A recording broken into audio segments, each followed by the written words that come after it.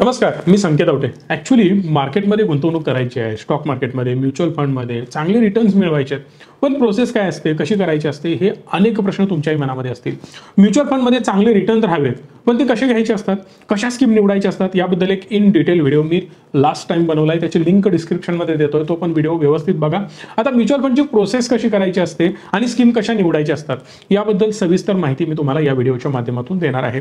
So पहिला चॅनलला subscribe करून बेल आयकॉनला प्रेस करा, कारण अशा इंटरेस्टिंग व्हिडिओ आणि तुमच्या फायद्याच्या व्हिडिओ बनवण्यासाठी आम्हाला ही मेहनत घ्यावी लागते. सो पहिला मला काम करायचं आहे, तुमच्या प्ले स्टोअरवर जायचं आहे. प्ले स्टोअरवर जा. प्ले स्टोअरवर गेल्यानंतर रिच मी सर्च करा, RICHMEE. सर्च केल्यानंतर तुम्हाला हे ॲप दिसेल, रिच मी. याला इन्स्टॉल करायचं आहे. खूप चांगले रेटिंग सुद्धा याला आहेत, 4.5च्या आसपास रेटिंग याचे आहेत. हजारो लोकांनी याला रिव्ह्यू दिलेले आहेत. 1,00,000 लोक ऑलरेडी हे ॲप वापरत आहेत. सो ॲप इन्स्टॉल झाल्यानंतर तुम्ही डायरेक्ट ते इन्स्टॉल झालेलं ॲप ओपन करायचं आहे. ते ॲप ओपन करून तुम्हाला पहिलं काम करायचं आहे, तुम्हाला साइन अप करायचं आहे. साइन अपवर क्लिक करा आणि तुमचा मोबाईल नंबर इंटर करा. जसा मोबाईल नंबर आणि ईमेल ॲड्रेस इंटर कराल, साइन अपवर क्लिक करा. तुम्हाला एक OTP येईल, तो OTP तुम्हाला इकडे पुन्हा इंटर करायचा आहे आणि ही साइन अपची प्रोसिजर पूर्ण करायची आहे. तुम्ही ॲपमध्ये कधीही जे हवं ते बघू शकता आणि फक्त त्याआधी एक महत्त्वाची गोष्ट, पासवर्ड तुम्हाला सेट करावं लागेल, कारण वारंवार OTP टाकून लॉग इन करायची गरज नाही. आणि पासवर्ड सेट केल्यानंतर एक 4 डिजिट सिक्युरिटी पिन तुम्हाला इंटर करावं लागेल. एकदा का तुम्ही हा सिक्युरिटी पिन इंटर केला तर प्रत्येक वेळी पासवर्डची पण गरज नाही. जो काही 4 डिजिट तुमचा पिन असेल तो ॲड करा आणि जॉईन करू शकता. सो इथून पुढे आपल्याला काम करायचं आहे, ट्रान्झॅक्शनवर क्लिक करावं लागेल. ट्रान्झॅक्शनमधून पहिला तुम्हाला काम करावं लागेल प्रोफाईल कंप्लीट करणं. गुंतवणूक कोण करतोय, कशी करतोय, कुठे करतोय, कधी करतोय, या सगळ्या गोष्टींची माहिती प्रोफाईल थ्रू येत असते. पैसे कोणाचे आहेत, कोणाला मिळायला पाहिजेत. सो त्यासाठी पहिला पॅन कार्ड आणि पॅन नंबर मी इथे इंटर करेन. First name, middle name, last name, gender मला ॲड करायचं आहे. रेसिडेंट मी इंडियन आहे, भारतीय, ते सुद्धा मला इथं ॲड करायचं आहे. NRI असाल तर NRI सुद्धा तुम्ही ॲड करू शकता. बरेच आपले NRI क्लायंट सुद्धा आहेत जे आउट ऑफ इंडिया राहतात आणि खूप मोठ्या प्रमाणात गुंतवणूक सुद्धा करतात. इकडे डेट ऑफ बर्थ मी इंटर केली. त्यानंतर occupation detail, address, nominee details तुम्हाला ॲड करायचे आहेत आणि बँक डिटेल्स सुद्धा ॲड कराव्या लागतील.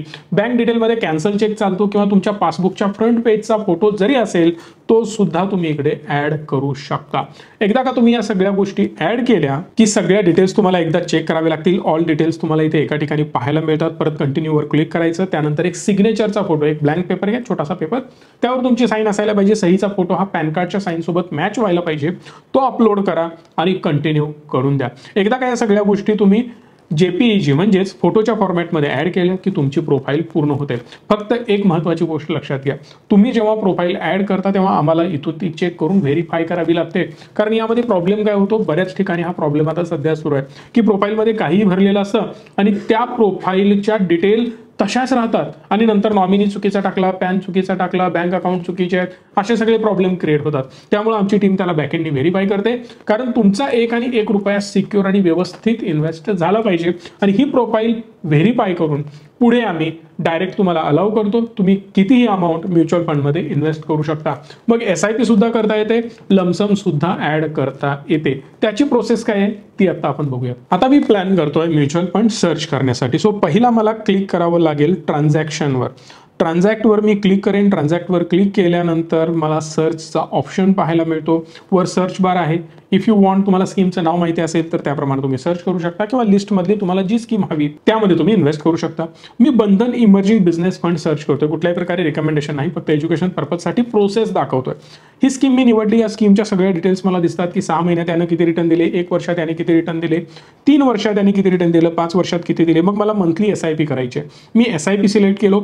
SIP सिलेक्ट केल्यानंतर मंथली 1,000 रुपये मला इन्व्हेस्ट करायचे आहेत. मी पुढे कंटिन्यू केलं. SIP डेट काय पाहिजे ती डेट तुम्ही चेंज करू शकता.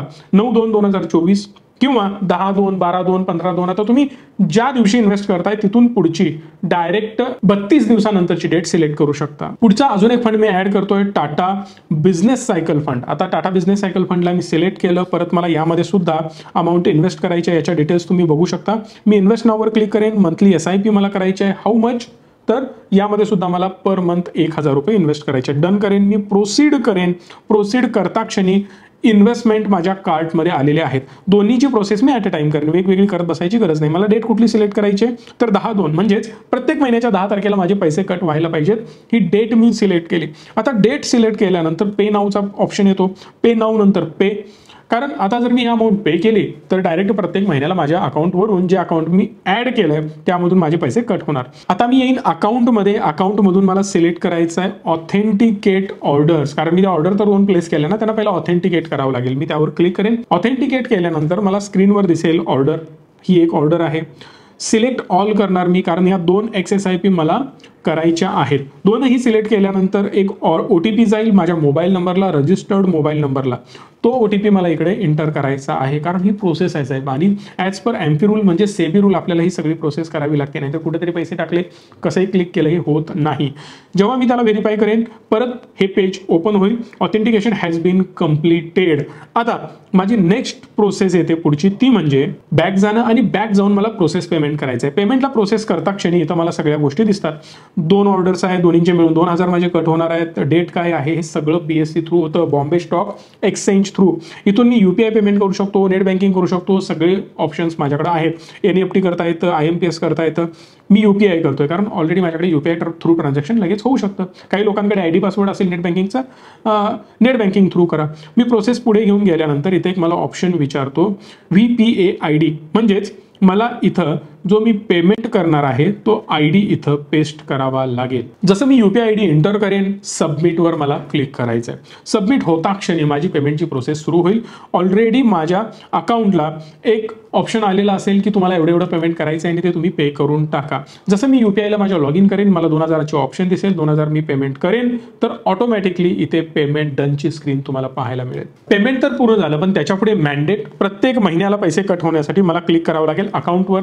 अकाउंटवर जाऊन मी मॅन्डेटवर जाईन. माझ्या बँकेला मला सांगायला पाहिजे की प्रत्येक महिन्याला 2000 कट करा आणि या 2 स्कीममध्ये टाक. सो त्यासाठी मॅन्डेटवर मी क्लिक करेन. अप्रूव्ह करावं लागेल मला. आता माझी कुठली बँक आहे काय आहे हे सगळं मला इथं पाहायला मिळतं. मी सिम्पली मॅन्डेटवर क्लिक करून अप्रूव्ह करेन. मी प्रोफाईलमध्ये जाऊन मॅन्डेटवर जाईन. मॅन्डेटवर गेल्यानंतर मला दिसेल क्रिएट न्यू मॅन्डेट. मॅन्डेटची अमाऊंट काय असेल काही टाकू शकता, 10,000, 20,000, 50,000, 1,00,000 टाकून ठेवायची. जेणेकरून काय होतं की जर समजा आता 2000ची SIP केली, नंतर मला 10,000ची करायची आहे, 5,000ची करायची आहे, तर त्या दरम्यान कितीही अमाऊंटची तुम्ही SIP करू शकता. वारंवार तुम्हाला ते चेंज करत बसायची गरज नाही. एंड डेट सुद्धा मी 10, 15, 20 वर्षानंतरची सिलेक्ट करून ठेवतोय, त्यामुळे वारंवार मला ते बदलत बसावं लागत नाही. आता ही मॅन्डेट डेट आणि मॅन्डेट अमाऊंटनी काही फरक पडत नाही. फरक याने पडतो की तुम्ही कितीची SIP करताय. वारंवार मॅन्डेट करण्यासाठी तुमच्या बँकेला काही चार्जेस तुम्हाला पे करावे लागतील. तेच 5, 50, 100 रुपये वाचवायचे असतील तर एकदाच मोठं मॅन्डेट करून ठेवायचं. हे तुम्हाला 2 ई-मॅन्डेट्स पाहायला मिळतात. यांना मला अप्रूव्ह करायचं आहे. आता हे 2 ई-मॅन्डेट जसे मी अप्रूव्ह करेन, ऑटोमॅटिकली माझ्या अकाउंटवरून पैसे कट होतील आणि ते माझ्या म्युच्युअल फंड स्कीममध्ये ॲड होतील. मॅन्डेट अप्रूव्ह करण्यासाठी तुम्हाला लॉग इन करावं लागेल. Log in with your Google account सुद्धा तुम्ही करू शकता. सिक्युरिटी कोड तुमच्या जीमेल अकाउंटला जाईल. तो सिक्युरिटी कोड इथं जसं मी टाकेन आणि सबमिट करेन, माझी एक स्टेप पुढे जाईल. इथं बघू शकता अगेन तुम्हाला किती रुपयांचं तुम्ही मॅन्डेट करताय, मॅक्सिमम अमाऊंट किती रुपयांची कट होणार आहे हे सगळं तुमची बँक तुम्हाला सांगते. मी टिक करेन बॉक्स आणि पुढे प्रोसेस करेन. जसं मी ही प्रोसेस पुढे घेऊन जाईन, DGO थ्रू ही सगळी प्रोसेस होतं. एकदम सेफ आहे, सिक्युअर आहे. ही सगळी प्रोसेस तुमची बँक करते, आपण कुठल्याही प्रकारे करत नाही आहोत. ही गव्हर्नमेंटची वेबसाईट आहे आणि ही सगळी ऑथॉरिटी गव्हर्नमेंटकडे असते. SBIने वगैरे तुमच्या मर्चंटनी त्याला अप्रुव्हल दिलेला आहे. एक OTP तुमच्या रजिस्टर्ड मोबाईल नंबरवर आला, तो नंबर इथं एंटर करायचा आहे आणि तो OTP एंटर केल्यानंतर मला कन्फर्म करावं लागेल. एकदा का तुम्ही हे कन्फर्म केलं की फक्त मला ऍक्टिव्ह करावं लागेल. इथं दिसेल तुम्हाला कुठले कुठले ऍक्टिव्ह मॅन्डेट्स आहेत आणि ऑर्डर्स सुद्धा तुम्ही खाली बघू शकता. मी कन्फर्म जसं करेन मला काही डिटेल्स ऍड कराव्या लागतील. कार्ड होल्डरचं नाव, व्हॅलिडिटी त्याची काय आहे, पिन नंबर टाकावा लागेल आणि जो कॅप्चा दिलाय तो कॅप्चा एंटर करून प्रोसीड करावं लागेल. प्रोसीड करता क्षणी हे सक्सेसफुल झालेला स्टेटस तुम्हाला पाहायला मिळतो. तुमचा रेफरन्स नंबर इथं पाहायला मिळतो. इन शॉर्ट काय, सगळी प्रोसेस तुमची म्युच्युअल फंड SIP ची पूर्ण झालेली आहे. प्रोसेस पूर्ण झाली म्हणून रिफ्रेश करायचं नाही, अजून एक स्टेप पुढे आहे. जसं थोडा वेळ ते घेईल त्यानंतर अजून एक ऑप्शन तुम्हाला दिसेल. म्युच्युअल फंडला पेमेंट किती जाणार आहे, मॅक्सिमम 2000 रुपये जाणार आहे. इंडियन क्लिअरिंग कॉर्पोरेशन हे घेईल. आय ॲग्री म्हणायचं आहे तुम्हाला आणि ॲक्सेप्ट करायचं आहे. दिस इज अ लास्ट स्टेज. इकडे तुम्हाला तुमच्या अकाउंटच्या सगळ्या डिटेल्स पाहायला मिळतात आणि जे काही रेफरन्स नंबर्स आहेत हवं तर तुम्ही याचा स्क्रीनशॉटही काढून ठेवू शकता. एक गोष्ट लक्षात घ्यायची, आपला एकही रुपया कुठे कुठंही जात नाही. हे पूर्णपणे गव्हर्नमेंटच्या कंट्रोलमध्ये गोष्टी होत असतात. सेबीचा कंट्रोल आहे, एम्फीचा कंट्रोल आहे, म्युच्युअल फंड कंपनीचा कंट्रोल आहे, कॅम्स्कार्वीचा कंट्रोल आहे. 100 गोष्टींच्या थ्रू हे प्रोसेस पुढे जात असते. आजपर्यंत एकदा तरी ऐकलंय का हो म्युच्युअल फंडमधला पैसा बुडाला? आजपर्यंत एकदा तरी तुम्ही कुठे ऐकलंय का स्टॉक मार्केटमध्ये मी गुंतवणूक केलेली होती, म्हणजे स्टॉक्स घेतले होते मी माझ्या डीमॅट अकाउंटवर आणि ते चोरीला गेले? इम्पॉसिबल आहे. एक वेळेस बँक बंद पडेल, एक वेळेस पतसंस्था बंद पडतील, पण इथं म्युच्युअल फंडमध्ये कधीही कोणाचाही 1 रुपया बुडत नाही. हे डोक्यात फिक्स ठेवायचं. Mutual fund is subjected to market risk जे म्हटलं जातं त्याचा अर्थ काय? जसं मार्केट अपडाऊन होईल तसं म्युच्युअल फंडची व्हॅल्यू सुद्धा तुमच्या स्कीमची अपडाऊन होते. एवढाच एक ड्रॉबॅक यामध्ये आहे. पण जर मी लॉंग टर्मसाठी इन्व्हेस्ट करतो तर बघायची गरज नाही आहे. कितीही व्हॉलॅटिलिटी येऊ दे, मला बिलकुल फरक पडत नाही, कारण end of the day I am the winner. Long term मध्ये मला खूप चांगले रिटर्न पुढे जाऊन मिळत असतात. ही जी प्रोसेस आता आपण बघितली याला म्हणतात SIP करणं. आता परत एक वेगळी कॅटेगरी येऊ शकते. मी प्रत्येक महिन्याला थोडी अमाऊंट सेव्ह करू शकतो. लेट्स से 1000, 2000, 5000, 10000, 1 लाख, 10 लाख प्रत्येकाच्या बजेट प्रमाणे असतं. आता आमच्याकडे हायेस्ट SIP एका व्यक्तीची सुरू आहे, ती म्हणजे 10 लाख पर मंथ. एवढी मोठी SIP सुद्धा सुरू असते. नो डाऊट कंपनीबद्दल मी बोलत नाही. काही कंपन्या प्रत्येक महिन्याला करोडो रुपये इन्व्हेस्ट करतात, त्यांच्याबद्दल आता मला चर्चा करायची नाही. आपण बोलतो इंडिव्हिज्युअल क्लायंट बद्दल. एवढे मोठे क्लायंट सुद्धा चांगलं अर्निंग करणारे आहेत आणि माझी अपेक्षा आहे तुम्ही सुद्धा महिन्याला लाखो करोडो रुपये कमवावं, हीच ईश्वर चरणी मी प्रार्थना करेन. बट आता प्रश्न हा येतो की मी प्रत्येक महिन्याला SIP तर करतोय, पण जर माझ्याकडे लमसम मोठी अमाऊंट येत असेल तर कदाचित माझ्याकडे 50,000 येतील, 20,000 येतील, 1 लाख येतील, 10 लाख येतील. ती अमाऊंट मी कशी इन्व्हेस्ट करायची? तर त्याला म्हटलं जातं लमसम इन्व्हेस्ट करणं. आता दोन्ही कॅटेगरीचे लोक असू शकतात. काही लोक काय म्हणतील, आता माझ्याकडे जे शेतकरी वर्ग येतो ते लोक काय म्हणतात, साहेब महिन्याला पैसे येतच नाहीत आमच्याकडे. मग आम्ही त्यांना काय म्हणतो, साहेब टेन्शन घ्यायचं नाही. एक ऑप्शन आहे, जेव्हा तुमच्याकडे ऊसाचं बिल येईल किंवा इतर कुठल्या पिकाचं बिल येईल ते तुम्ही डायरेक्ट लमसम मध्ये ऍड करू शकता. समजा तुमचा दुधाचा व्यापार आहे, तुमच्याकडे गाई आहेत, म्हशी आहेत, तुम्ही दूध घालताय, महिन्याला बिल येतं, 15 दिवसाला येतं, आठवड्याला येतं. तुम्हाला वाटतं की नाही माझ्याकडे एवढीच अमाऊंट आहे, ही मला लमसम ऍड करायची, करू शकता. सो त्याला म्हणतात लमसम प्रोसेस करणं. अगेन सेम गोष्ट आहे. मी फंड सिलेक्ट करणार. आता कोटकचा सिलेक्ट करूया आपण, कोटक बिझनेस सायकल फंड. आता हा फंड मी निवडला. आता मी हे एक्झाम्पल म्हणूनच निवडतोय बरं का. तुमच्यासाठी काय बेस्ट आहे, डिस्क्रिप्शनमध्ये नंबर आहे, एकदा कॉल करून सगळी माहिती घ्या किंवा स्वतःहून अशा प्रकारे सिलेक्ट करून इन्व्हेस्टही करू शकता. इन्व्हेस्ट नावर 1 टाइम मी सिलेक्ट करणार आहे, मंथली SIP करणार नाही. 1 टाइम सिलेक्ट करेन. इथं मी अमाऊंट टाकेन. किती अमाऊंट? मिनिमम 5000 असायला पाहिजे. आता मला 30,000 करायचे, मग मी 30,000ची प्रोसेस करतोय. मी प्रोसीडवर क्लिक करेन. अशा प्रकारे डायरेक्ट तुमची इन्व्हेस्टमेंट पुढे जाऊन पेमेंटची होत जाईल. मग अशी मी पेमेंटची प्रोसेस ऑलरेडी तुम्हाला दाखवली. पण आता एक कॅच आहे, या सेम व्यक्तीचा ज्यांचा आपण फोलिओ बनवतो त्यांची ऑलरेडी इन्व्हेस्टमेंट आहे. मग त्यांनी काय करायचं, तर मी जाऊन दाखवतोय. फोलिओमध्ये जायचं, इथं तुम्हाला तुमची इन्व्हेस्टमेंट दिसते. मी या इन्व्हेस्टमेंटवर मोअरवर क्लिक करेन. मोअरवर क्लिक करता क्षणी मला अनेक ऑप्शन दिसतात. इन्व्हेस्ट मोअर, अजून पैसा टाकायचा आहे, चला इथून मी टाकू शकतो. मंथली SIP नाही तर 1 टाइम करायची आहे, ते मी पहिला सिलेक्ट करेन. किती अमाऊंट करायची आहे, तर याच फोलिओमध्ये मला अजून 30,000 ऍड करायचे आहेत. ऑलरेडी एक फोलिओ बनलाय, मल्टिपल फोलिओ बनले, काही प्रॉब्लेम नाही. पण यातच मला ऍड करायचं आहे म्हणून मी कन्फर्म ऑर्डर करेन, पेवर क्लिक करेन. पेवर क्लिक करता क्षणी अगेन पेमेंटची सेम प्रोसेस सुरू होईल. मला परत प्रोफाईलमध्ये जाऊन ती सगळी प्रोसेस पूर्ण करायची आहे. इथं तुम्हाला क्लिअरली दिसतं. मी परत अकाउंटवर आलो. अकाउंटवर आल्यानंतर ऑथेंटिकेट मला करावं लागेल, त्यावर मी क्लिक करेन. ऑथेंटिकेट ऑर्डरवर क्लिक करता क्षणी इथं मला कुठल्या ऑर्डर मी लावलेत हे मला दिसेल. मी पहिला वर मला सिलेक्ट करावं लागेल. सिलेक्ट केल्यानंतर हा जो नंबर आहे तो मी सिलेक्ट केला. परत सिलेक्ट ऑलवर मी चेक करेन. सिलेक्ट ऑलवर केल्यानंतर कोटकचा एकच फंड दिसतोय ज्यामध्ये आपण 30,000 लमसम ऍड करतोय.